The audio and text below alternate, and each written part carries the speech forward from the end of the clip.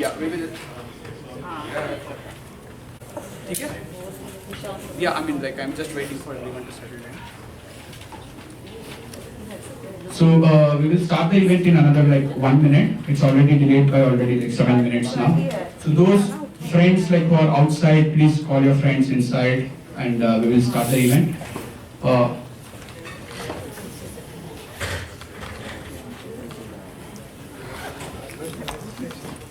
Engineers from Indian origin. Although like the event is organized by people from Indian origin, but remember that it's inclusive for all people who are present here. So it's not very much only towards Indians. So this is something which I want to communicate first. And we are glad to have this event because like we have functionaries like from big organizations joining us who have been here in US from a very long time. And we are also privileged to have like professors from Northwestern joining us, like Mohanveer sir, and then like Professor David here. And more importantly, the event itself would have not been possible without the support of Professor Mark. So I would like to invite Professor Mark to say some words, and then like invite.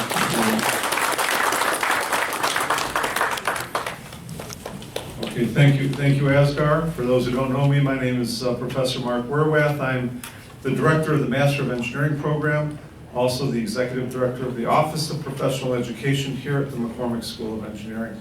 For those who don't know, we have something like 11 professional master's programs in a variety of disciplines, from biotechnology to robotics to artificial intelligence. MEM is one of those 11, but it's also the oldest. We're roughly 45 years old as of this year. We're one of the early adopters of engineering management across the country. We've had probably close to 1,000 alum by now. We're very proud to have this group here. We want to thank you all for coming. Thanks to the panelists, thanks to the AAEIO. Most importantly, to MEM staff for pulling this together, and the MEM SAB, and Asghar as chair for pulling this event together today. So let's give them a round of applause.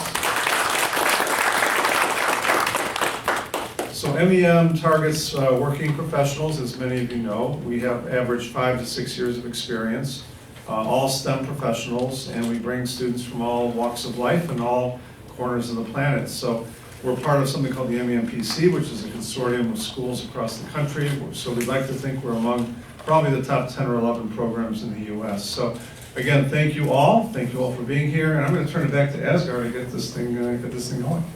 Yeah. Thank you, Professor Mark. So first and foremost, we would like to invite AAEIO President Gladson Varghese, and I would request like Prachi to hand over the bouquet to him and be seated. Hold on. No. Sir, like photos, but may please. Now I guess like Prajita will introduce Gladson and his background, and then like we will move on to the next part. Can I say something? Yes. Can I invite all the VIPs to come and sit here? Okay, yeah. sure. Can you please? Sure. Yeah, thank you. Sorry about that.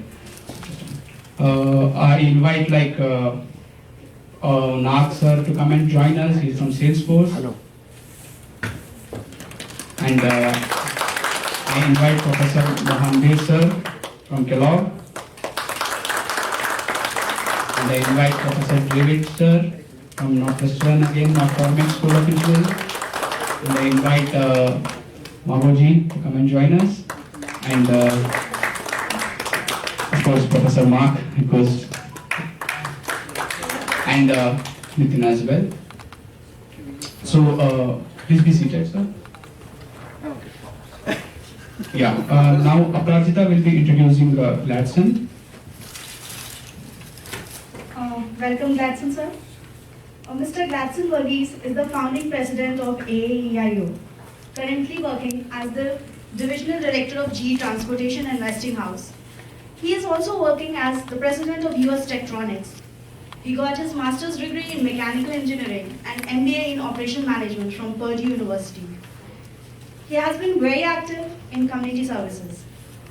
He is the current chairman of Global Organization of People of Indian Origin, Chicago chapter, and past president of Malayali Engineering Association in North America. The governor of Illinois, Mr. Pat Quinn, appointed him to the Structural Engineering Board of Illinois in 2013. He's serving his 9th year in the Structural Engineering Board of Illinois. So guys, please give him a big round of applause. Swani, Dr. Mark Verwat, Dr. Vinay David, Honorable Amit Kumar, he will be here around 2 p.m. He's having a lunch with somebody, Consul General of India. He'll be here around 2 o'clock.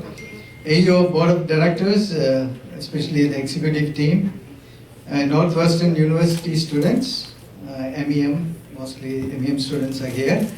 And first of all, on behalf of AAEIO, I want to welcome you all to this event. I'm so excited to be here because this is our first event. So there are more events to come in the future. But before that, I want to thank Mr. Aksar Ali, Mr. Nag Jaiswal, student leadership of team. There's several people, I don't want to name everybody's name, Neha and several others, Prachi, several others are there. And the membership team of AAEIO, and of course our executive team, Nitin, Mageshwari and Abhishek worked so hard to make this happen, and all the board members worked so hard to make this happen. I want to thank each and every one of them for to make this event a successful one. Special thanks to Dr. Verwat. I was talking to him, without his permission, this wouldn't have happened. He gave us the permission to have this event. I briefly talked to Dr. Mark about having a joint event in the future, a bigger one. Today is a smaller one. He had a lot of ideas. Mr. Nitin have a lot of ideas. So we're going to share that ideas after discussing in the board. I don't want to say what we're planning to do in the future, but Northwestern I consider as one of the prestigious universities in the United States and around the world also. So we are very excited to have you all today in our midst. So the strategy is part of the growth. My focus as a president will be growing the organization. The growth strategy is today you are a student. Maybe some of you are graduating probably in May, and you will be a professional engineer, right? In pretty soon, and you can be a member, a regular member. Today you can be a student member. We are not forcing anybody, but please feel free to become a member of this prestigious organization. And in the future, when you become an engineer, become a member. And when you maybe within 10-15 years, you will be an executive in a company, right? I know about Purdue. There's a lot of Purdue graduates are CEOs and CTOs of a lot of companies. I'm sure Northwestern will be also. I will see you guys one day will be running a large corporation one day, or starting your own business one day. So I want to talk briefly about the mission statement or the vision of this organization, because you guys say what's going to benefit us, right, out of AAEIO. It's a prestigious organization. We have 4 pillars. The first one is education and mentorship, right? Education and mentorship is more related to you. That's our first pillar. So especially the mentorship, to me, I started a couple of companies. One started and failed after 3 years. I have to close down because of competition. I couldn't compete with some of the companies. And also I couldn't make, or I have to spend more money to develop new technology. So I stuck with couldn't raise the fund. So I decided to close it. Then another company, I made it and I sold it. So mentorship is very important. We were planning to start a startup event for those who, there are a lot of Indians are business people. The startup, after graduation, they start their own company. Usually today, some of you probably know the Super Bowl recently. The stadium was in Sophie, S-O-F-I. I never heard that company before. I said, who's this Sophie? So that stadium was recently built, one of the beautiful stadiums, and it's a $5 billion company. And it is started by 4 students, 4 colleagues from Stanford. They started this company, and they started in 2011. And I was wondering, where did they get this money for billions, spending billions of dollars to raise, to start this company, right? So that, things like that, I hope you guys will be an entrepreneur. I know some people want to become an engineer and become a CEO, that's your career path. Some people want to start a company, right? So either way, the startup company summit we are planning to do is to help. There is especially in Silicon Valley, there's a lot of startup companies. A lot of Indians have started a company. We want to start a chapter there pretty soon. We will be starting a chapter soon there. So we're planning to invite all the startup companies and having a summit. So I have 5 minutes, so I have to go fast. So that's one thing. And education, we're planning to do some workshops, and also we're planning to do some webinars. Okay, so you can attend those. Please attend that. Now going to explain when is it going to be and all that. And there is professional opportunities. That's the second pillar. ASME, I'm a senior member of American Society for Mechanical Engineers, or the IEEE, and also Purdue have a professional engineering alumni group for engineering. So around 40,000 plus members in that. I'm in that member. I'm sure Northwestern had the same thing. So we're planning to connect with them to do some projects in the future. So that helps you guys also. And also, next one is business networking. I don't have to preach the choir. I know Dr. Monbir is a big about networking, so he may be talking about that. Networking is big, whether to grow your professional career or to grow your business. So that is important. So, and that's one of our major pillars. And also the charitable organization. We want to be a charitable organization. We want to provide merit scholarship for the needy students. It can be in India, it can be in US. And also we want to do engineering research scholarships. We applied for 501c3, we will be a 501c3 hopefully by March. So then also planning to start a foundation to help these kind of projects. So those are the activities or the pillars of this organization. You are at the right place. And this is a great organization and a prestigious organization. So please, before you leave today, please become a member of this organization. We stick together. We are engineers. We have to stick together. We have to strengthen this organization. This is your organization. So, and also in the future, AAEIO and Northwestern planning to do big events. Dr. Mark is so kind enough to offer his help to me to us than I'm offering him. So thank you so much, Dr. Mark, and thank you everyone for all your help and support. Thank you. Thank you, Gladson, sir. Thank you so much for the initiatives and the encouragement that you did to our students. Next, we have Mr. Nag Jaiswal joining us from Salesforce. I would request Aprajita to hand over a bouquet to Nag. Thank you. And Nag has been the chair of, Nag has been chair of AAEIO. I guess Nag can, before Nag speaks, I would request Neha to introduce Nag.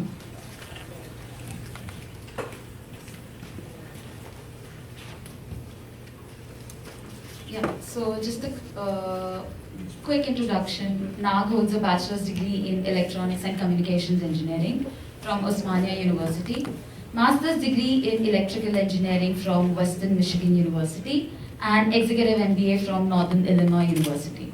Nag has been a CTO and senior digital advisor with Salesforce, helping Fortune 250 customers globally. Nag serves on several non-profit organizations that include founder Happy Minds Foundation, Akshapatra Foundation, membership chair for AAEIO, vice president Midwest for National Association of Indian American Organizations, and advisory board member FIA Chicago. So let's welcome Nag. Thank you. Thank you, Neha. Thank you, Northwestern, for giving me the opportunity to be here. So as a membership chair, I have a big challenge. So if you look at our organization, it's AAEIO. So there was one vowel missing, the U. Right? How do I add more members? How do I grow this organization? And I'm here to talk about the value proposition, but before I do, it's been 30 years. In 1992, I was in your seat and we didn't have this. So it took 30 years, engineers, basically we do it perfectly, right? So it took us time. When Gladson approached, I said, yeah, it's about time, the engineers. There are many bodies out there, IITs have their own, and then IIT Kharagpur has it, Kanpur has it, everybody has their own, and within that but we are not united. So we said, okay, how do we bring the members ground up? So that was the idea that said, let's reach out to the universities, let's get the greatest minds out and get the vowel U in, right? So Engineers United, as part of this whole initiative, is to bring university students into the fold, become members, grow from here, and then what next? The next is, Yeah, these are the slides. There are 2 slides. Yeah. and there's one more. Yeah. Okay. Yeah. Yeah, just present. Okay. Thank you.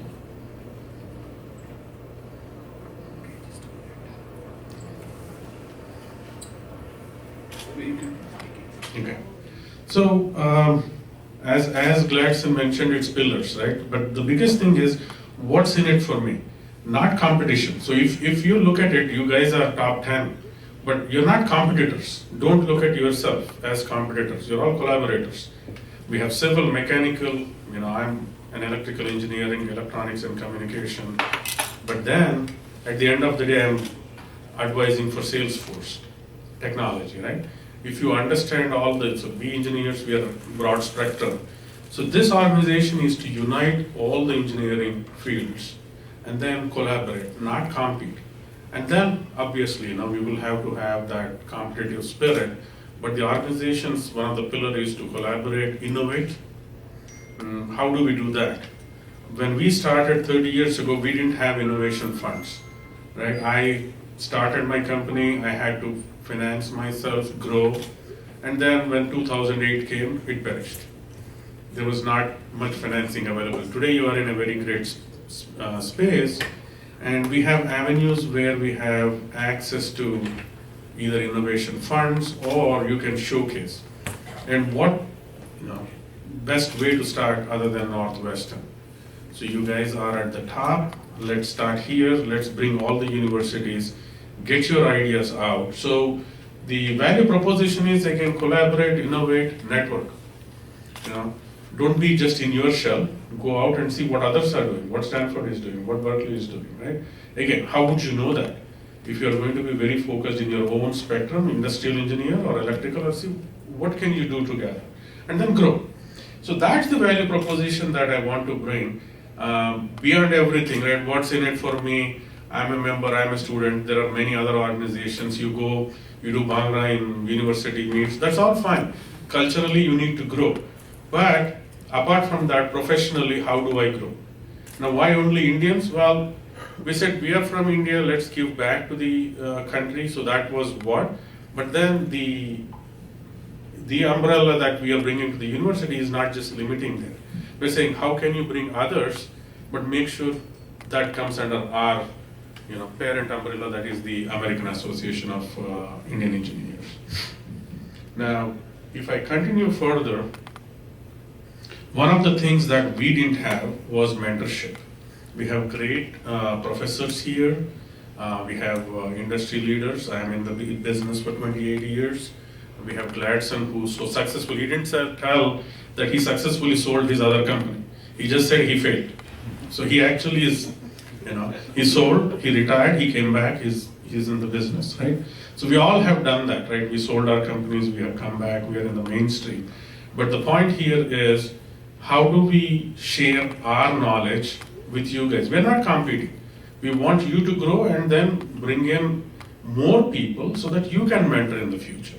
And that's one of the main pillars for this membership drive is how can we bring in young minds, we mentor, and then you guys go out. The second thing is job search. Yeah, right now you all have offers, great. If you don't, you are going to get it. Job market is hard, but in rising tides, anybody can rise. But when it crashes, how will you survive? And this is where guys like us who have seen a lot of downturns and upturns, and we still survive, we are swimming, we can help, right? So in the job search, we want to help, but that is primarily, with our networks, how can we bring the best opportunities for you, right? The internships, again, I'm not aware how the internship market is right now, but that's another area that we want to do. The others, venture capital workshops, there's one coming, I believe sometime it's in June or July that we are planning to do. And obviously, Gladson has talked about webinars, so the webinars are also going to be here. Again, without further ado, we have our Consulate General here, so welcome Amit Kumarji. So again, I want you to take advantage of our organization and bring in more university friends so that you all can grow and become the next pillars. We definitely want to start chapters at each of the universities, but that's coming farther down, right? How can you have your own presentations, innovations, right? Maybe Northwestern can have ideas. You students will have a lot of ideas within yourself. How can we share? So that's the nutshell. If you have any questions, we do have a Q&A at the end of the session. We can go over that, and I would not take more time. So thank you very much for the opportunity. Thank you, Northwestern. Thank you, Nath, sir. Next, we have introducing our keynote speaker. So Rajendra sir, before he introduces us, I would just like to give a brief overview of his background. Rajendra Bir Singh is graduated in mechanical engineering from Punjab University, and he moved to US in 1971 and retired 6 years ago from Navistar. After working there for 42 years as senior engineering manager of global product regulatory affairs. He is an active life member of AAEIO. Additionally, he is co-founder of Punjabi Cultural Society of Chicago, past president and current executive secretary of Asian American Coalition of Chicago. So we welcome you, sir, and we would want Magurji sir to introduce our keynote speaker, Mohan Bir Shenoy. I'd like to invite Dr. Mohan Bir Singh Sani, who is the keynote speaker tonight, this afternoon. He's the Associate Dean of Digital Innovation and Professor of Technology. As they said in the overly long introduction, in a previous life, many moons ago, I was an engineer. I'd say that I've forgotten everything I learned, but not the way to think. I think that is most important. Is the analytical approach to problem solving is something that will stay with you for the rest of your life. So hang on to that. In my days, we did operational amplifiers, and we did SDK 8085, and I don't even know machine language.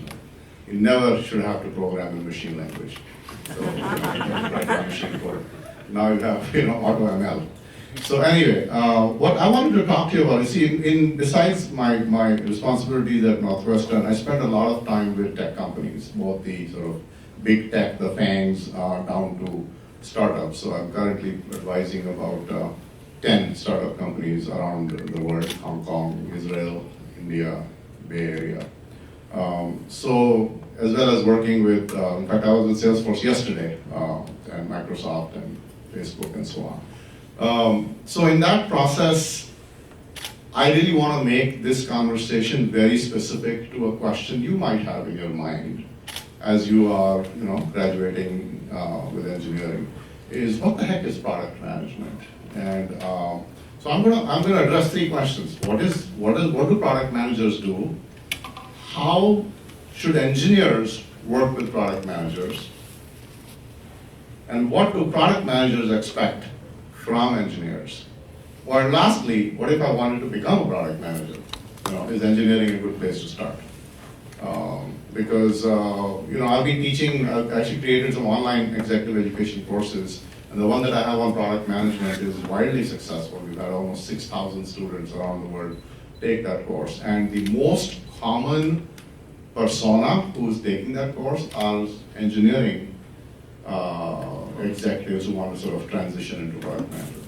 Okay, so what does a product manager do? See,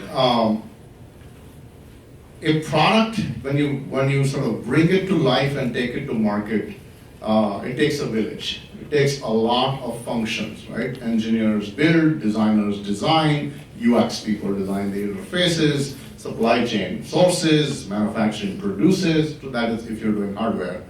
Then you have finance and legal and marketing and sales, I can go on and on, business development, so many people get involved. However, sometimes it becomes like that Indian fable of the 6 blind men and the elephant. Because every function looks at the product from their perspective and their siloed perspective, right? And I'm an engineer, so don't take this personally, but engineers like to work on cool things. It's the product manager's job to make sure it actually is what the customer wants. Because, and I'll relate a story to tell you this. This is personally narrated to me by Jim McNerney, the CEO of Boeing. He said when Boeing was looking at the next 777, which is now called the 777X, they had a choice to make in engineering. One was that they could redo the entire fuselage and the wings, the entire design in composites, like they've done with the Dreamliner, the 787. That project would have been a risky project, 5 to 7 years of development, and about a 40 to 50% chance of success. But it would bring down fuel consumption by 23%. Okay? The other project was fundamentally these aircraft are being ordered by the Middle East airlines, the big three, Qatar, and Etihad, and Emirates. And the one thing that they were asking for the bigger aircraft is, your engineers, that when it's hot, you need more wing surface area to generate the lift. So the wings had to be longer. The wings had to be redesigned. So they're like, let's keep the fuselage the same, just redesign the wings in composite, build a longer wing, and that would be 14% fuel efficiency improvement. The project would take 3 years with an 80% chance of success. What do you think the engineers wanted to do? The other one? The other one, right? It's not cool, right? I mean, it's like, why do I want to do this incremental crap? Let's rebuild this whole thing. And what McNerney said to me, he said, we would have bankrupted the company. He said, this was the second time we survived this bankruptcy. Because 20 years ago, you know what the engineers wanted to build? The Sonic Cruiser. The supersonic aircraft. Because it's damn cool. But I mean, the Concorde was an engineering marvel, but a business disaster. And that is why you need a product manager. And by the way, don't get me wrong, most engineers also have the customer in mind, right? But sometimes you tend to look at it from a functionality standpoint. But remember that your job is not to build a better mousetrap. The world wants to get rid of mice. Sometimes a cat works better than a better mousetrap. So you can get fixated on the product. Sales, what their point of view is, every customer wants a different product. So customize it for them. And then you go crazy. If you fork the code base 100 ways and then you build all sorts of variants, you just drive yourself crazy. Marketing has its own perspective, right? So it's the product manager who serves as the orchestrator, 2 roles. The orchestrator who arbitrates across functions and sees the whole elephant, so to speak, metaphorically. And the second thing is an advocate for the customer.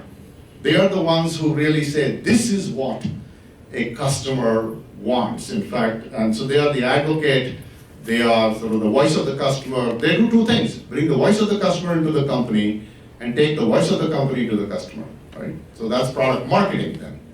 So that is the role. It's a critical role, but it didn't exist 20, 30 years ago. It was mostly, engineering used to define the features, and they would own the feature set and so on. But the product manager fundamentally owns the requirements. They own what needs to be build. And in the agile world, we call this the product backlog. And the product backlog is then partitioned into sprints, and then that's how agile development works, right? So so that is the role, right? But product management would be nothing without engineering, because engineering ultimately needs to build. So that partnership is critical to the success of any product and any company. So what should you expect from product managers? You should expect from product managers a clear sense of prioritization of requirements, clear understanding of use cases, scenarios, persona, where is this product going to get used, how is it going to get used, what are the customer's priority, because that will help you make cut-add decisions on what features go into the product and what don't, right? So that is really kind of that, you rely on your product managers as partners to tell you what is the roadmap, what should be in the next version, what are the release, what should we be putting in, what should we be building, right? And conversely, what product managers want from you is that partnership, and is the best and most effective way to translate requirements into features, right? And then to actually build, the product that's going to meet and satisfy customers. So that's the partner. It's a very important partnership. And usually on the engineering side, you'll have a program manager who's leading the dev team, and then they will work with a product manager who owns the backlog of the requirements. So that's the partnership. By the way, this operates in different ways in different companies. No two companies are the same. In a startup company, you might have a technical co-founder who's doing both, but as companies grow and get to 50 to 100 people, you start to put in a dedicated product management organization. And now, more and more, we are finding that at the top levels, there is a role called CPO, Chief Product Officer. The Chief Product Officer owns the portfolio, they own the product vision, they own the strategy. And actually, I just created a new program, which is called the Chief Product Officer Program, where we are actually training people to become CPOs. So now the question is, how does your career evolve? I think, by the way, it is, if you want to grow into positions of responsibility, you can absolutely be the VP of engineering, you can absolutely be the technical, the CTO, rise up to that level. But I tell you, if you want to run a company and be a CEO, product management is the first general management job you will have. You are a mini CEO for the product. So where do product managers come from, right? They are not born as product managers. A significant majority of them come from engineering backgrounds, right? So I think that, because one of the weaknesses I see sometimes, no offense to my MBA students, is that when you are working for a highly technical company, well, there's like deep tech and then there's superficial tech, right? If you're an e-commerce company, it's not necessarily deep tech. You're using Shopify or some other platform, whatever. But if you're running an AI company, if you're doing something in robotics, if you're doing something in sensors, if you're doing something in, quantum computing or whatever, then you need to know the technology. So while it is not necessary for a product management to have a technical background, and I won't say this outside the room, but I'll tell you, you guys have a leg up. Okay? You have an unfair advantage, and what you have to learn is the business side of things, right? So give it time. Build your technical chops, take a few years, and then as you grow into engineering, if you decide that I actually want to own all of the end-to-end, then product management might be a good career for you. And if you do that, then what you want to do is to go get some product management training, perhaps go to business school, and that's where you can grow into that role. I think that it is today one of the best paid, one of the best responsibilities, but also a very challenging role. Because the challenge with product management is nobody reports to you, right? So you are herding cats, you have to learn how to influence people without having authority. And particularly because, all the different functions have very strong, they're strong minds. So what I would suggest to you is that, product management is a general management role. But I believe that the best general managers are people who have a strong foundation in something, whether it's finance or operations or engineering. So you are in a very good place to build those technical capabilities, but be empathetic to the product managers that you will work with, because you are their partners, and understand and respect what they bring, What they bring to the table is that understanding of customers and how to translate the voice of the customer into requirements, but then they have to respect you. One of the things that you never do as a product manager is tell the engineers how to build something. Requirements should be implementation free. Requirements should be solution agnostic. The product manager tells you the job that the product needs to do for the customer, you will figure out how to do it and how to implement it, right? So that's you respect them, they respect you, it will be a good partnership. So I think it's a very, it's an exciting role in the future for you. But right now, what you gotta do is to make sure that you build deep domain expertise in something, that you know a certain set of technologies and certain set of companies really well, and then you will, I think it's a very nice career to explore in the future for you. So I hope this gives you some perspective on what a product manager does, how the partnership between product management and engineering works, and what are the potential, career paths and opportunities. Happy to take questions later as we get into the Q&A. Right? Thanks, folks.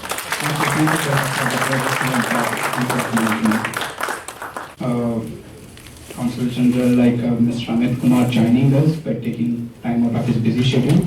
So before I introduce him to speak, I would like to introduce him before he speaks. So first and foremost, he is an officer in Indian Foreign Service of 1995 batch. He has a wide-ranging experience, having served in headquarters and in Indian missions abroad.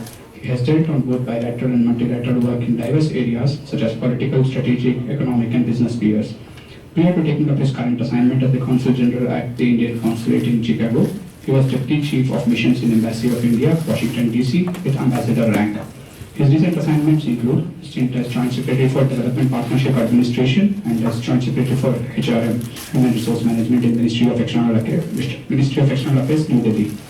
He is also Deputy Chief of Missions at the Embassy of India in Tokyo. He has previously served as Under Secretary General in China and Director in the Foreign Secretary's Office in New Delhi. His overseas assignments include stints in a number of key capitals as Third Secretary in Embassy of India, Beijing, First Secretary dealing with political work in Embassy of India, Berlin in Germany, First Secretary and Consular dealing with political information, cultural and educational work at Embassy of India in Ankara, Turkey, Consular and Head of Economics and Commercial Wing in the Embassy of India, Beijing, and Consular Minister dealing with the Third Committee and United Nations Security Council matters in the Permanent Mission of India in United Nations, New York. Amit Kumar also holds an engineering degree, and that's a great news. And also we welcome him to give some his experience and advice to students. So before he comes and speaks, I would request Prachi to hand over the bouquet to Mr. Amit Kumar. Excuse me, Virat, please go.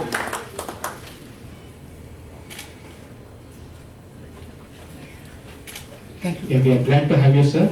So please, we request you to speak some words to the students. Thank you. Good afternoon to all of you. Let me begin with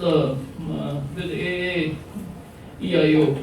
So, as you know, US has 4.4 million people of Indian origin, and the latest US census has also says that it is the fastest growing segment of the US population. It is certainly the most prosperous as well. So when I landed up in Chicago almost 20 months ago, I was surprised to discover that there was no organization representing Indian engineers of Indian origin. So I'm very glad that this organization has been constituted, and I'm also very encouraged by the objectives that this organization has set out for themselves, which is to engage engineers of Indian origin and provide them an opportunity for professional networking, mentoring, entrepreneurship, and so on. And I think it is particularly relevant because we have new and emerging technologies. We have a very expanding digital landscape enveloping us in our homes, in our work, and how we entertain ourselves and many other facets. So I think from that perspective also, I think you all should welcome that opportunity. And I do hope that in the coming months ahead, they will also start their activities in India. The organization has focused their attention on a few areas like water, energy, public health, climate change, and so on. And I think all these are very important areas from the perspective of public policy as well. They are very relevant. They pose pressing challenges for us as policy makers.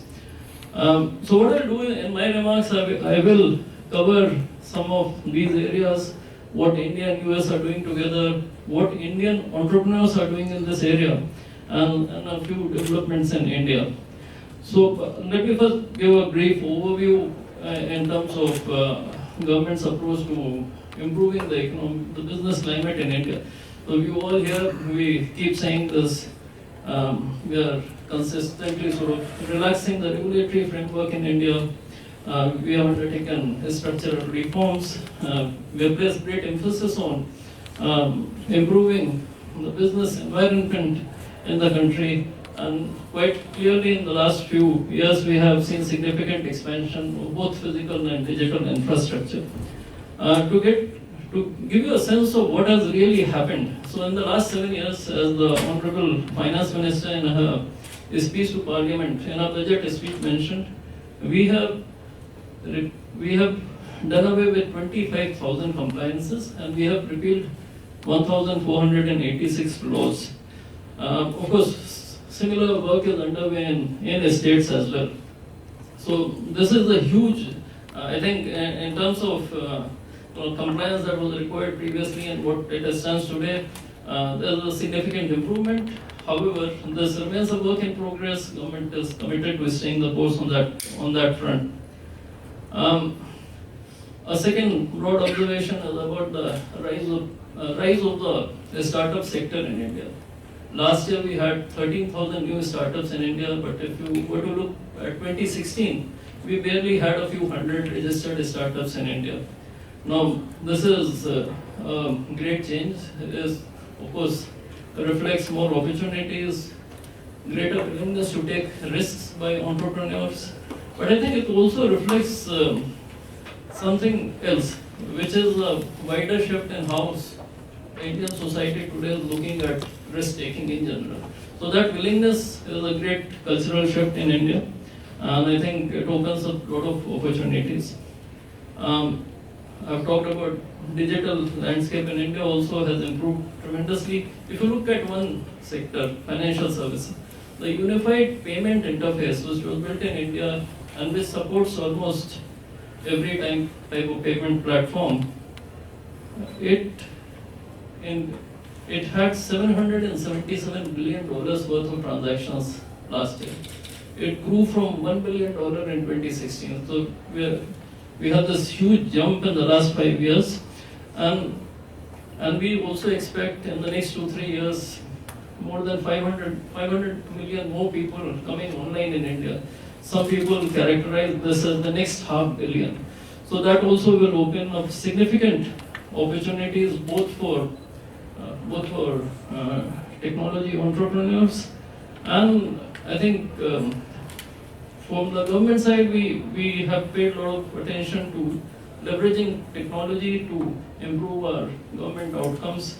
So for example, Aadhaar card and digital transaction systems, we have managed to basically bulk of our payments as part of whatever benefits we give to certain underprivileged sections of the society is all through direct digital transactions. So amount is transferred straight into bank accounts. It has plugged leakages in the system and has generally improved whatever we are trying to do. Now, if we look at the healthcare sector, which is one of the areas that the group has identified, of course, we have seen rapid development of vaccines, the mRNA platform.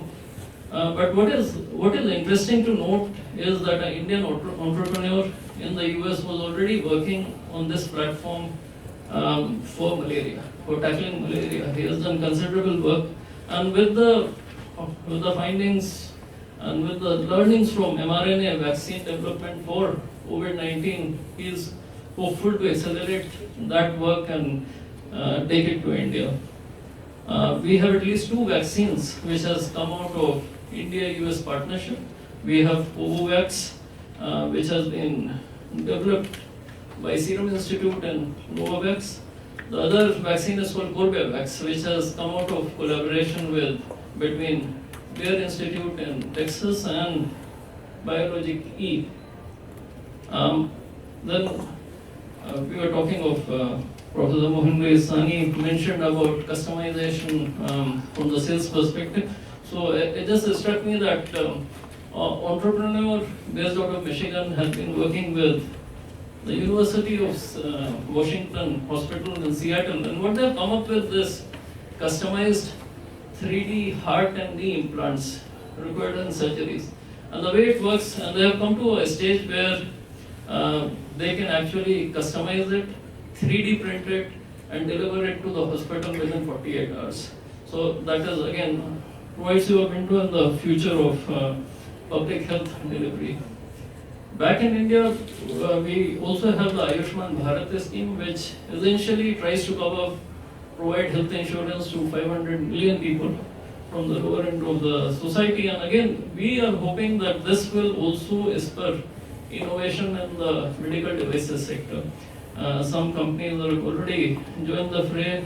We have a production-linked scheme to attract investment into the sector. So hopefully we will have gains there.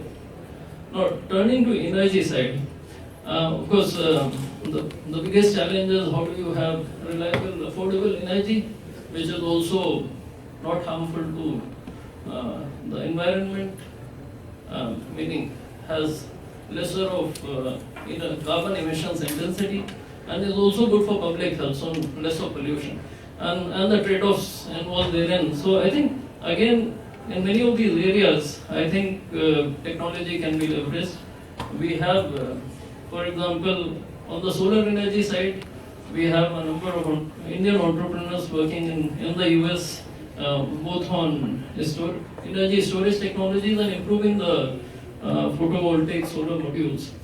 So on both these things, or for example in electric vehicles, where there's a lot of developments in Illinois, you have Rivian and Leon Electric working, the companies working on charging infrastructure or battery technology. And similarly, back in India, a lot of things are happening because the government has set a very ambitious target, which is 30% of all vehicles on the road to be electric by 2030. So I think there are synergies which can be exploited here. And one last point is that when we look at perspective planning for energy, we should not rule out any technology. I think there is some trend where people simply dismiss nuclear energy as a viable option. Of course, you need to take care of the safety considerations, but as Congressman Bill Foster, who is an eminent physicist, he mentioned that a commercial particle accelerator-based nuclear power plant design is probably 10 to 15 years away, but it would be an extremely safe way to produce nuclear energy, and I think governments needs to continue focusing on nuclear energy. There's another startup based out of Los Angeles which is focusing on smaller scale nuclear power plants, and these are sort of appears counterintuitive, but these are power plants which are less than like 100 megawatts, so really small for a nuclear. So these modules, they think, can be used in areas like Alaska or some other geographies. Before I conclude my remarks, I just wanted to also talk a bit about the profile of startups in India. I've talked about the tremendous growth of startups in India.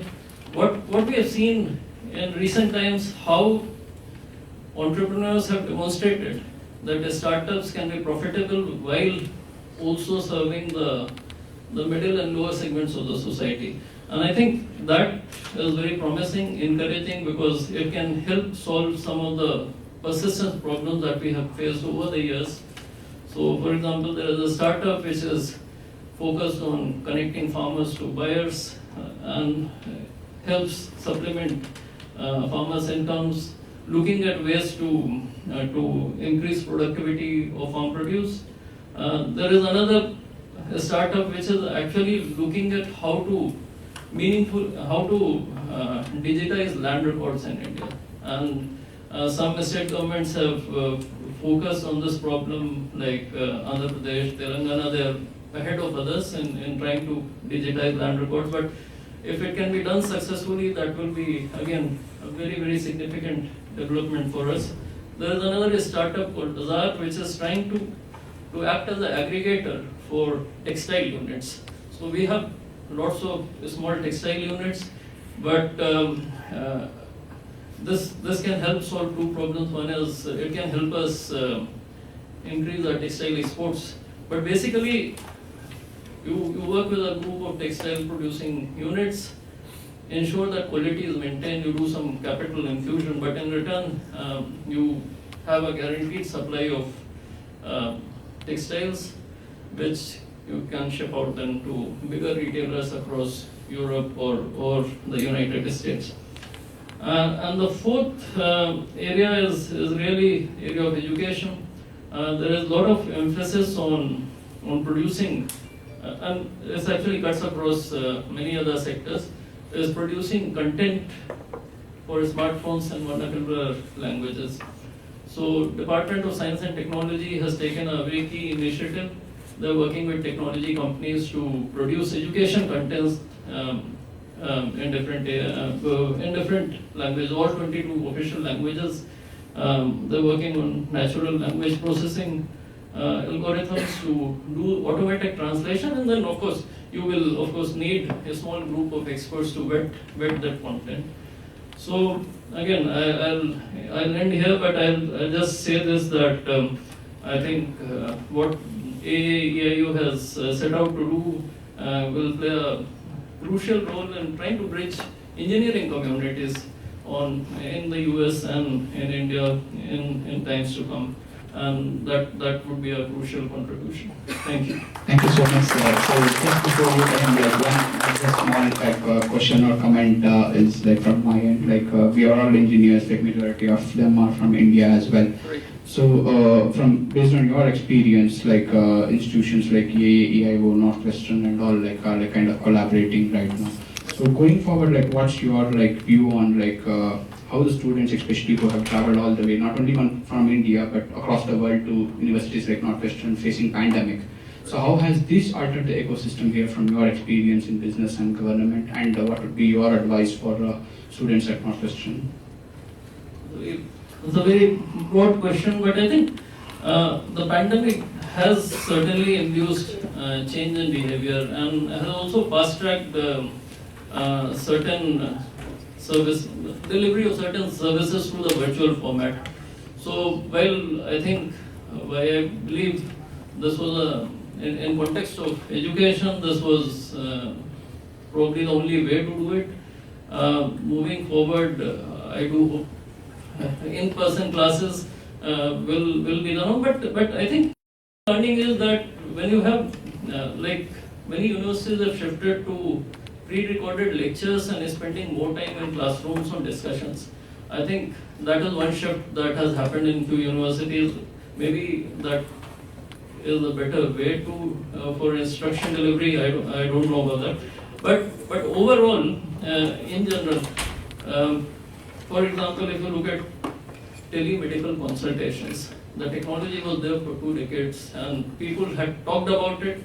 COVID forced them to adopt that model. So quite clearly, there are many other areas where this has become possible. There are certain category of industries where people are talking of permanently working from home. So we, from India's perspective, will have to see what works best for us and take it forward. But I'll certainly respond to other questions in the interaction that. Thank you, sir. Thank you so much for your time and questions. So next, please. Thank you.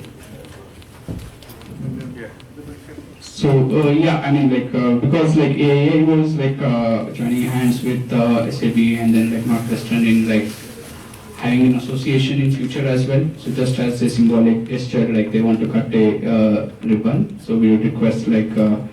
Amit Kumar to other guests to just like. No, sir, please hold on. All the leaders, please come. Just 1 minute, okay? Sir, everybody do on count of 3, please. Please. This is a newspaper Wait, picture. everybody? Count of 3. 3, 2, 1. Okay. 3. Sir, please look at when you cut the ribbon. 2. Look at here. 1. Now. Thank you. Thank you everyone.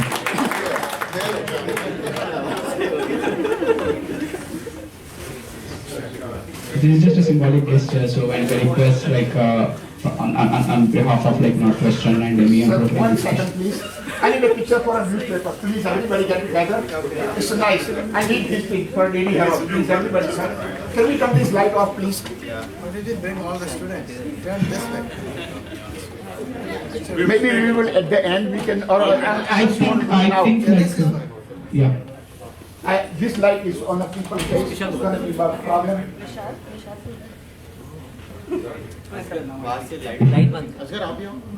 Yeah. But I need a half a moon shape. I need a perfect picture, beta. Yes. Anybody want to join? Please join us. Beta. If anybody want to join, you can sit down. This is a Daily Herald picture. Newspaper. Okay, Choice is yours. No, maybe after the event we get time to do the network. Okay, all right. Okay, hello. Sir, can you come this side? Get everybody? Get everybody? Oi.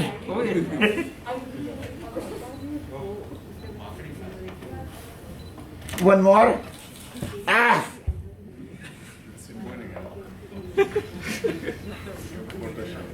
One more. No, it's not good.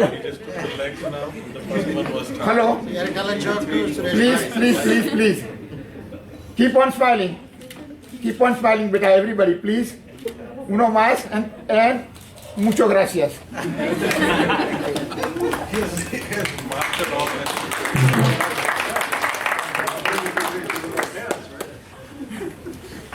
Okay, next I request Rajendra Bey to introduce. Called him that we need his presence in this event. He was actually in Middle East. And thank you so much to respond from Middle East there. He had just arrived. He said, I'm just putting my luggage down and I got this email and I'm going to reply and I will definitely come. Thank you so much, Dr. Vinayak.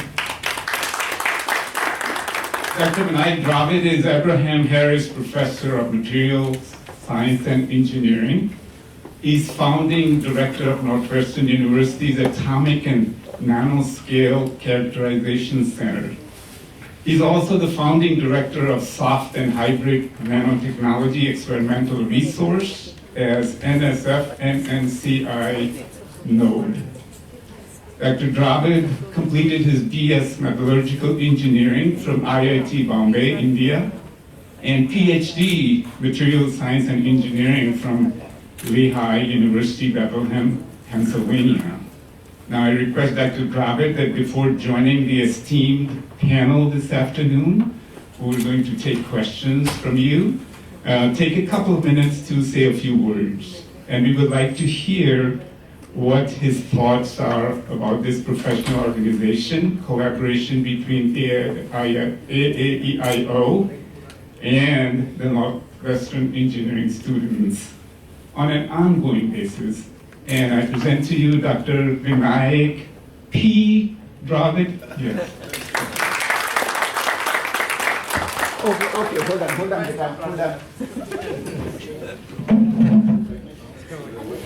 beta, please come closer.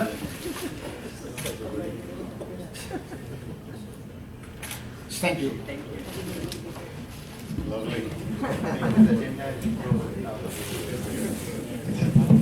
Thank you very much. Good afternoon, everybody. Welcome to my second home.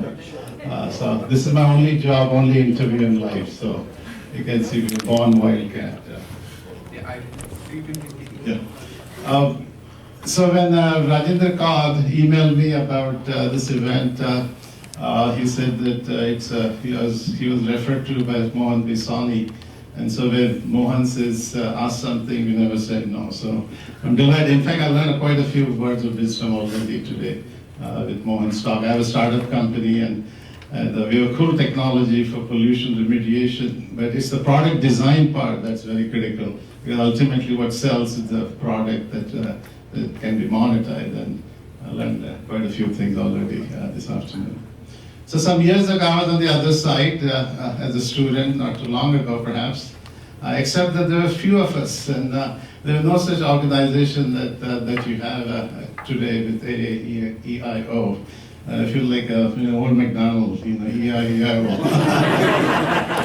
You're right, the U is missing, and indeed, I think it is the U people that makes this organization complete. So I want to take just a few moments because we are the host at Northwestern. Mark has graciously arranged all the arrangement, and especially the Masters in Engineering Management course is really a capstone activity at Northwestern, especially graduate program.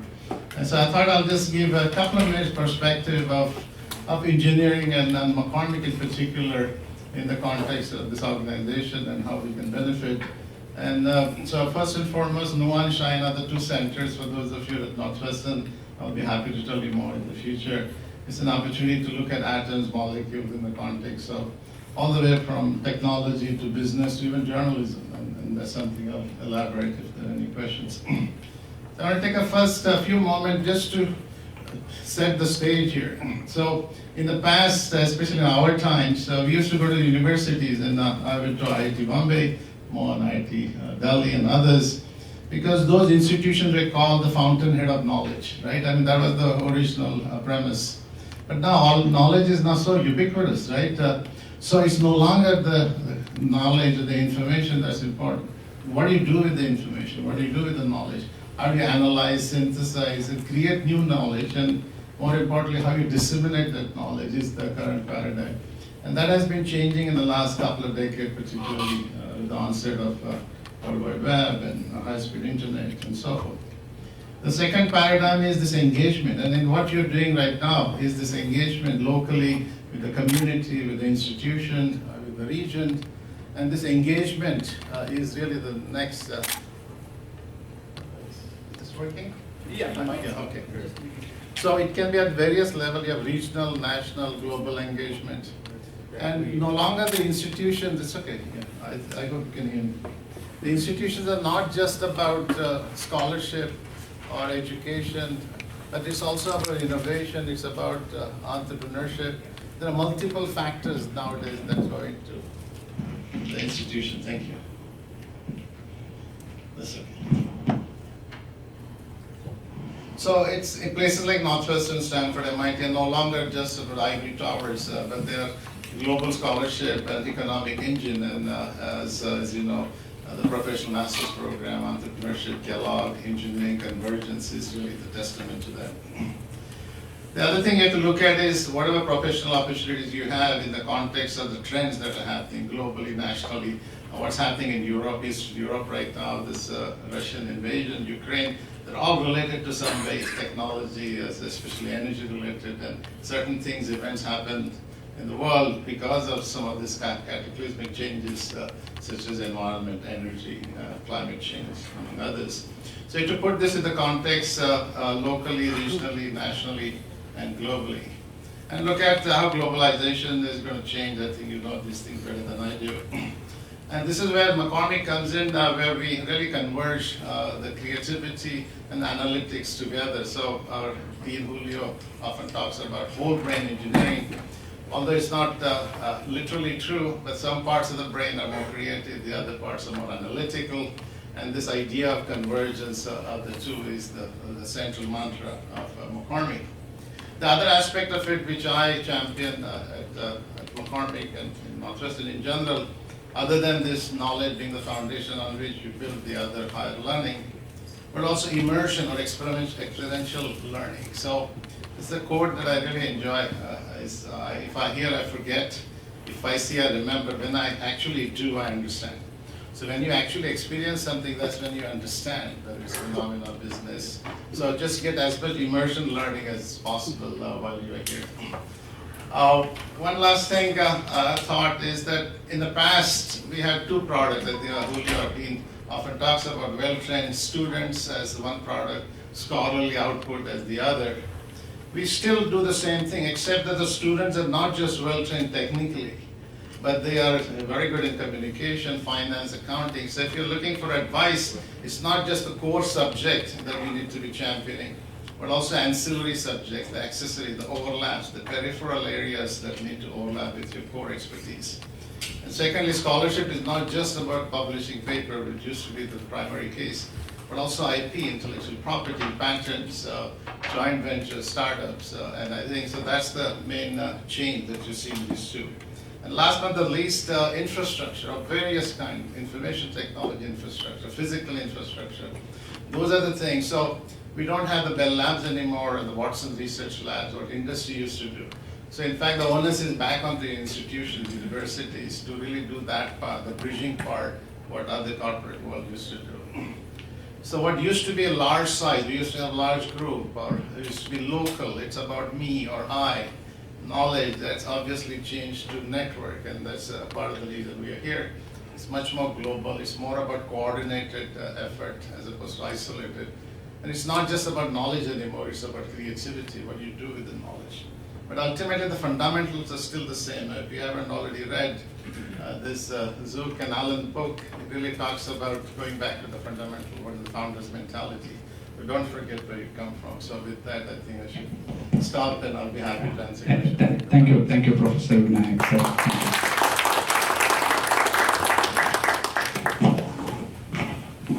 So next, before we go to the panel discussion and the questions from the students, I would just like to introduce the moderator for the session.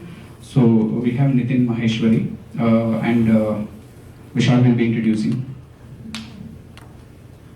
Mr. Nitin is co-founder and vice president of AAEIO, along with Gladson and Dr. Ajit Pant. He has more than 20 years of consulting and industry experience in leading transformation in multiple industries, aerospace and defense, manufacturing, and private equity. He is an expert in supply chain transformation, advanced analytics, and digital transformation. Nitin holds an MBA with high distinction from Kellogg after his mechanical engineering from IIT Kanpur, India.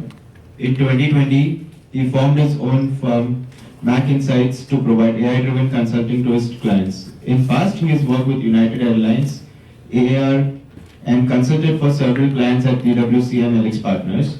He is also an active alumni of the Northwestern University. We are pleased to welcome you to moderate the panel discussion. Thank you, Vishal. So the main theme for the panel discussion today is sorry, I missed it. So I request Dr. Arjita to hand over the book. Excuse me, sir.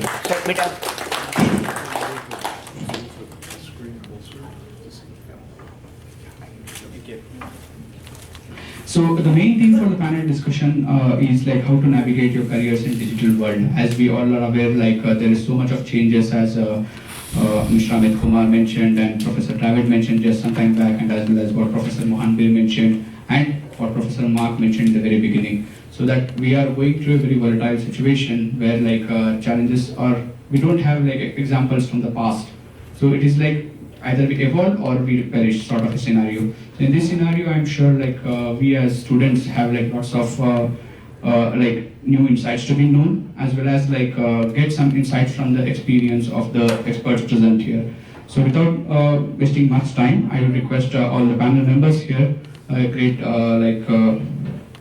interaction session here, like, and I welcome all of them. And I thank you on behalf of SAB, on behalf of like MEM, and on behalf of Northwestern for taking time and coming here. So please feel free to ask any questions from your end. It could be like, it could be anything. The team is known for you all. So I hand it over to Nitin now.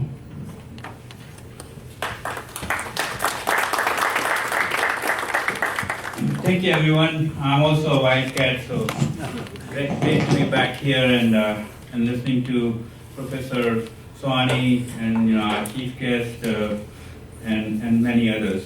And so I'm sure, like at this time, you would be thinking about what did I get out of this session, right? What am I looking for? And I think that's the most important thing. And this is your opportunity to talk to all these people who have like, if I look at this room, it's probably 200 years of experience, work experience, and high class experience. So we can answer each and every question that you have. So what I like to do is, if anybody is looking to ask a question, please raise your hand, and then we can go live. And there are some questions that Asghar has provided a little. Yes, I got these questions in the feedback form, like Yash, Abhinav, and so many others have asked some questions. We can go with that, but we will first go with the live questions. So I can pass the mic, and then we can go from there. Anybody? Yeah. Thank you all for gracing us today. I have a question for Professor Sahani. Sir, you did mention that for us to transit for a PM role, we need to have our core very strong in tech. We have already taken a path towards the PM. A lot of students here in this particular hall is aiming to become a PM. But what I feel, and is a question to you as well, that the challenges that is being faced currently is they do look for a background in PM, and they're not easily transiting to a fresher or a person in a tech background to come and join as a PM right after our core master's program, be it in NDA, be it in engineering management. So can you just tell us information about how can we transit, or what more should we do to save our profession towards that particular career? Good question. You know, if I go back to this analogy of the six blind men and the elephant, the product manager needs to have a 360-degree sort of, skill set, and that skill set I break into four parts. One is, how well you understand customers. The second is how well you understand the product and the technology. The third is business acumen, right? Understanding finance and economics and unit economics. And the fourth, very important, soft skills. Negotiation, influence, team management, leadership. So if you sort of draw a kind of a radar chart and plot your skill set on these four quadrants, you perhaps haven't had as much experience on the soft skills on the business acumen side.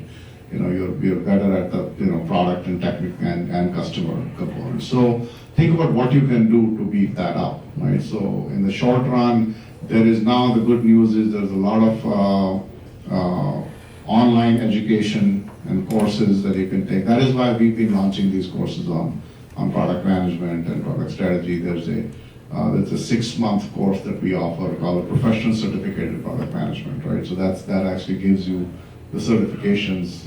You'll actually have to learn the wireframing tools and the project management tools and so on and so forth. So look at what skill sets you can build around that, and also think about how you can beef up on the soft skills, because that is an area where we don't, when we grow up in engineering, we don't think enough about the fact that ultimately managing people, soft skills are the hard ones, and the hard skills are easier in some sense. I don't know why they call them soft skills, because it's very difficult to manage.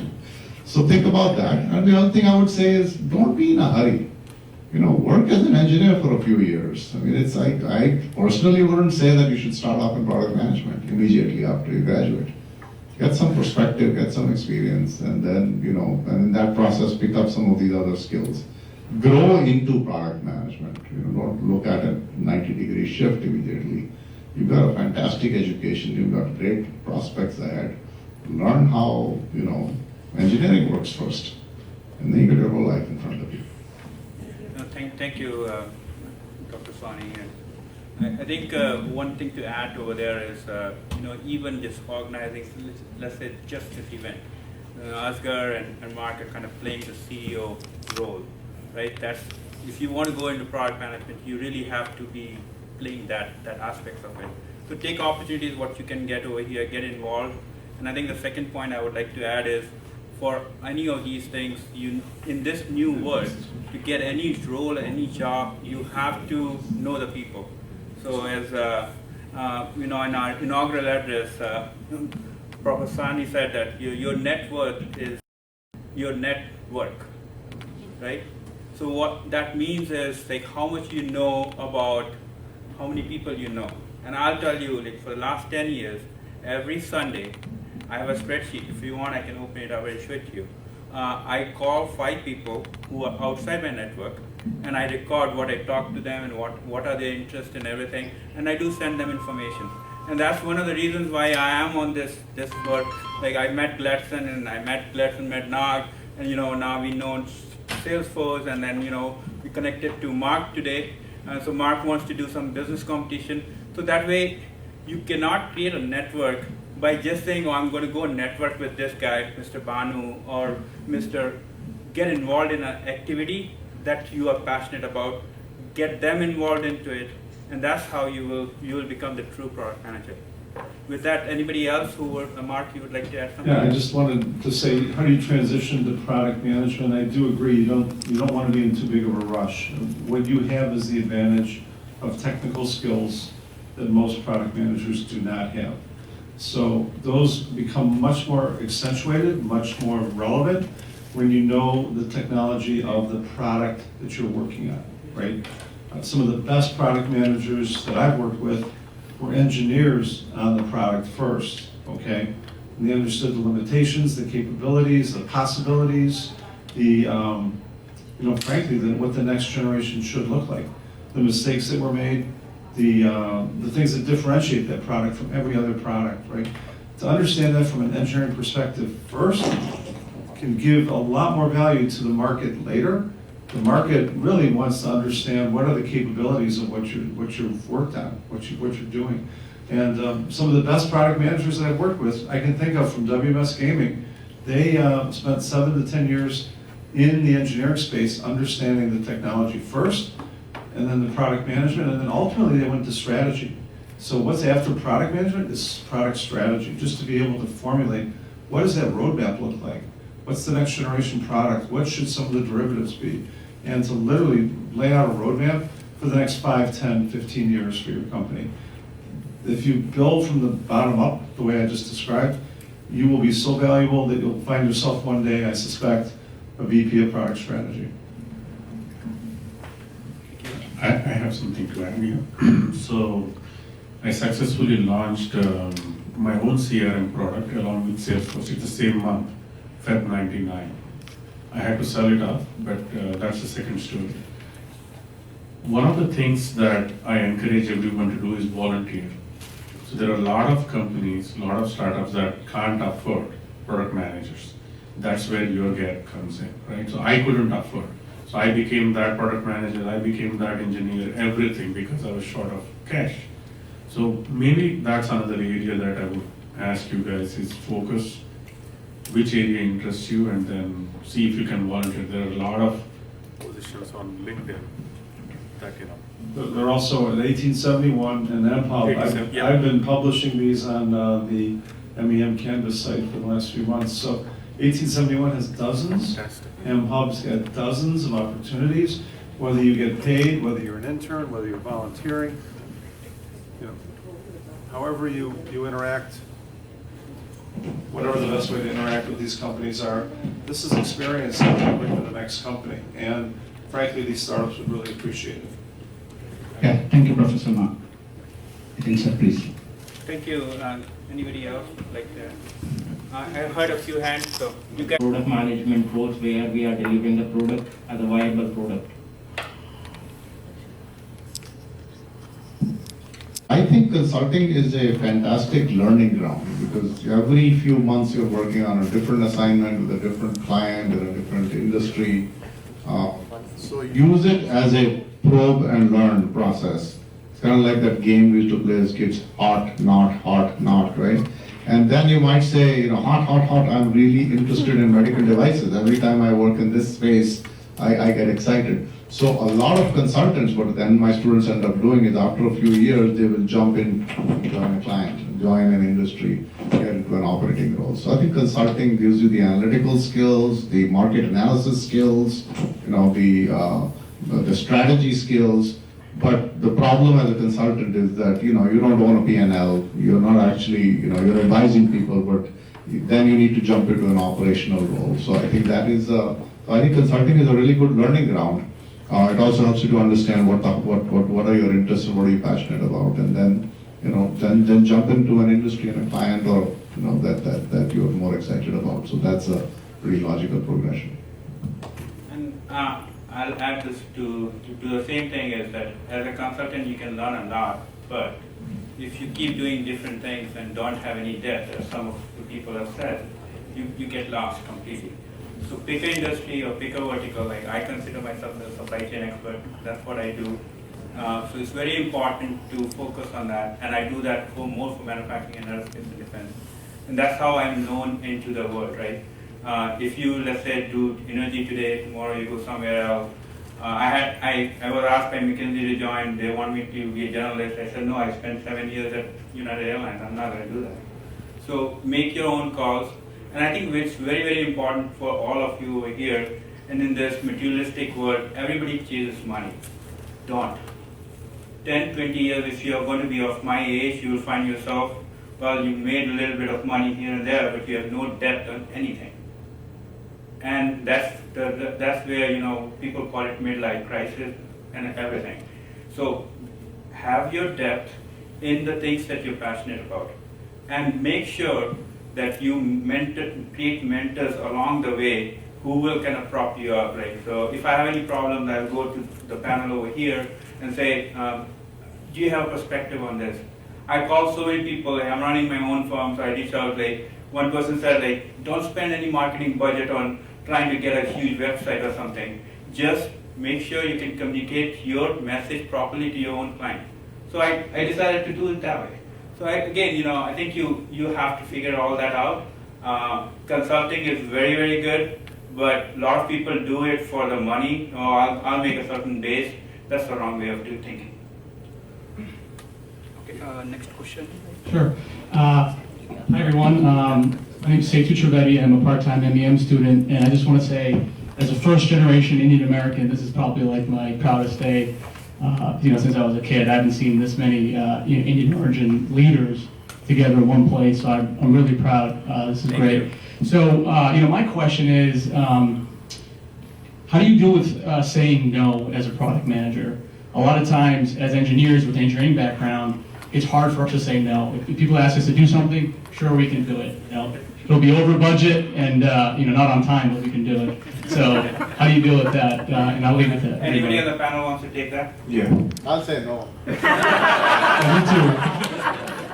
Yeah, so the first thing is, there are times when you are the first one to do it, and absolutely you will have to take a stand. But otherwise, you would need to analyze, you need to make sure there is a roadmap. And I think that's what strategy is, that's what your research is. I think you guys are learning. So there is never a yes for any of the requests. It has to make sense. Like in Salesforce, we get requests from our clients to do 400 things in different ways, right?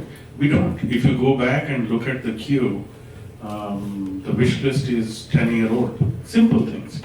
If we change that, there will be 10,000 other customers who will be impacted with that change. So it's not easy, right? So when somebody asks for a change, how will that ripple into something that's going to impact your other customers?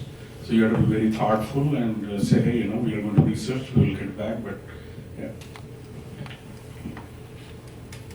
So as a project manager, if you're under contract, you have a project, is this working? Yeah, I guess it's working.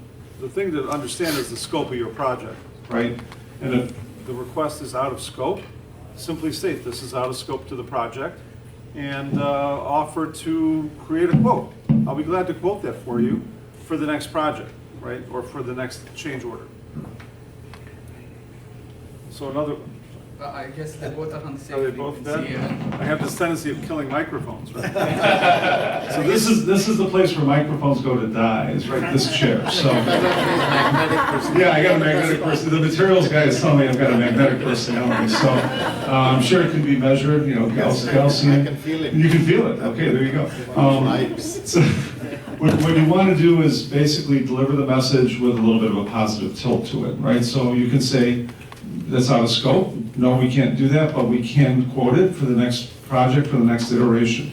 If it's not consistent with your roadmap, it's not in your interest, it's not in their interest to have you deviate from your roadmap, okay? Lastly, if they're asking you to do something that's going to cost you a lot of money and perhaps compromise the financials of your company, it's not in their interest to have you a compromised supplier, right? You want long-term suppliers that are economically and financially viable, not ones that have been compromised by saying yes to every request that comes by. And make sure you get that 2-year payback, right? That each and everything needs to tie back to the P&L. That's how I run my life, my client's life, and the CFOs love me for that. So, okay. Just to interject here, like we have another like 5 minutes, though we started 15 minutes late. So next we have Suraj wanting to ask question. Hi everyone. Thanks a lot for this excellent talk, and it was very insightful. So my question is for the entire panel, and the question is basically how, as an Indian origin student coming to the US and having an immigration status, how do you navigate towards being an entrepreneur over here? What does the roadmap look like according to you? Yeah, I think that's a very valid question with all the startup culture taking place here. And I guess like Mr. Amit Kumar. You have to have passion. Yeah, anything you do, you have to have passion. Otherwise, you're going to fail. I mean, usually, I was talking to Dr. Mark also, what we are lacking, a lot of engineers. I interview a lot of engineers, I hire a lot of engineers. What we see in Indian engineers, usually, the leadership skill is missing, right? So MEM is an excellent program. I look at your career. What we are lacking is, to become a manager, to start a business, you have to have finance experience. You have to have some leadership skills. Just by designing some rocket science, you cannot be a businessman. So it's a separate skill set you need. So that's what you have, this MEM program or Kellogg's program or Produce MBA program, that's what it helps you. During my talk, I mentioned about SO5 company, right? In a small period of time, they become $1 billion company in a few years. So it's your passion. Otherwise, the same thing with if you look at Michael Dell or Bill Gates, they are from the top schools, but they didn't drop out because they are dumb kids. But they drop out and start their own business. Now they are one of the richest people in the world. So you have to have passion and you have to have skill set to do that. Yeah, Amit sir, would you like to add? Not much to add really, but you see this issue is really for the US government to decide. But I can mention that the issue figures between two governments, and I think the general approach is that we need to see how we can make movement of skilled personnel easier, because we have robust economic commercial linkages today, and Indians in this country are adding value and innovation to local economies. But again, at the end of the day, you are probably more aware of the debates on this issue in this country, and they need to take up it. So I think one piece of advice I would have there is make yourself valuable and indispensable, and every country will want you. So, I sometimes see people, they have an undergraduate degree in engineering and they're like, why am I not getting the exceptional visa or whatever, I don't know, whatever can. See, I got a PhD, my brother got a PhD, and we had no problem getting green cards. Because where else are you going to go if you want to hire a PhD, So take my brother, he actually is an engineer, stayed an engineer. So he got his PhD from the University of Texas in chemical engineering, and he's now on his 16th company. He's founded and sold half a dozen companies, created several $1 billion in value, thousands of jobs, to the extent that the White House invited him and said, this is what an immigrant looks like. There's something called Americans by Choice. There's an award that they give out. So I mean, just be so damn good that immigration takes care of itself, right? And you've got a really good foundation. But make sure you build that. I really like what Nitin said. What are you going to be famous for? What are you going to be the absolute expert in, right? And what is that? And that is the hiring criterion today. Why would I hire an immigrant over an American? I can't find that skill set in America. So, you know, do you have something distinctive to offer? You know, so I'll give you a seat at the table. What do you have to say? Do you have something useful to say? That's the thing. If you're just one of another 10,000 people with an undergraduate degree asking for immigration exceptions, won't happen. I mean, there are different routes. Yes, this green card process is painful, but the more qualified you are, the more skilled you are, the easier it becomes. So we can complain and we can ask for more H-1B visas and all of that, but make yourself indispensable. Yeah, that's an excellent input. I just want to make a comment, out of the box comment, that the way the things are in India, a lot of good stuff is happening. And at that time, I don't think the present nation of India can afford too much of brain drain. Thank you. Okay, just before it goes to the live, I would request Nitin to take that question which came in the form. Yeah. Which one? The one which was asked by students while filling for registration. Yeah. So there is one which was, how's your experience been with Northwestern and their career development cell in your time with Northwestern? So my take is what you make out of it, right? So I've been fortunate I graduated from Kellogg in 2008. I did go through the campus degree, but I did not get my job through that. I did get it from a network. One of my friend was working for PITM, which got acquired by PwC, so that's how I got that. In terms of CMC of Kellogg, I don't know about that much about Northwestern, but you should be able to get access to it. I'm sure something can be worked out. I've got a lot of valuable videos and commentaries on exactly how to prepare for your interviews, what to say. You know, a lot of people go to the interview and they have done maybe 2 hours of research on that company. They don't even know what the products are. And then if let's say Nag is asking about something, you want to interview for Salesforce, and you can't even name the product, what's going to happen? You could be brilliant, you're not going to get that job. So spending that time and how to do that in a very structured manner is very important. And coming back to the question on consulting, what consulting teaches you, not only learning, but a structured way of learning. I always think about what are the 3 points I want to make. Right? So it also helps you with your communication skills. And I think there are a lot of other things which some of the people in the panel said about soft skills. The CMC has got a lot of things on your soft skills. Don't ignore that. Obviously participating here, coming on places and speaking will help you with doing that. I'll also tell you, again, I came from India. My first feedback was, you are awesome in your analytics, but people don't understand you. So I said, I'm the guy who came from the top university of India, and people are telling me this, and my ego hit me. I said, no, I think he's wrong. So I didn't take that feedback. It took me 2 years.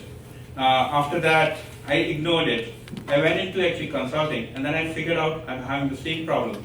People cannot understand me because I speak so quickly, like I'm speaking right now, and you can't understand me. So just a small thing, that was a huge feedback to me. And then I went back to the B school at Kellogg. I did a communication course because I did not do operations because I knew operations. Right? Professor Sanjay is so good. I told him, can I waive myself? He said, okay, you write this exam. I passed it with 89% without even preparing for it. So make those changes, make those things, and that will make you very, very helpful.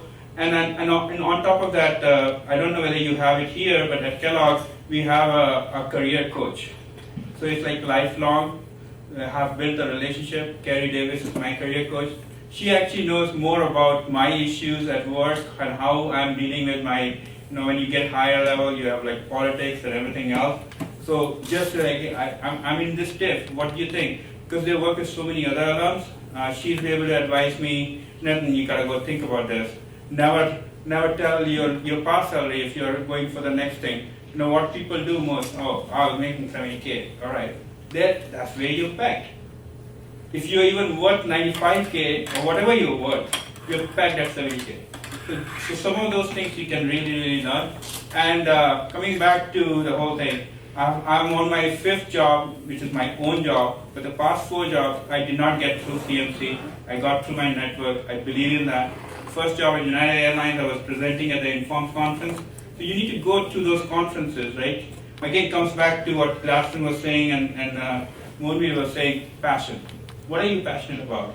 And I'm passionate over here to join this organization because I want to do something. That's why I'm here. I'm not here to not just be here. So I think that's the most important. Coming back to your point on indispensable, I'll tell you, I was at United Airlines. I joined in April 2001. 9/11 happened. 30% of the workforce was gone. How many months I was in? 6 months. But I worked so much that they thought without this, the whole department cannot run. So it's what you make of it.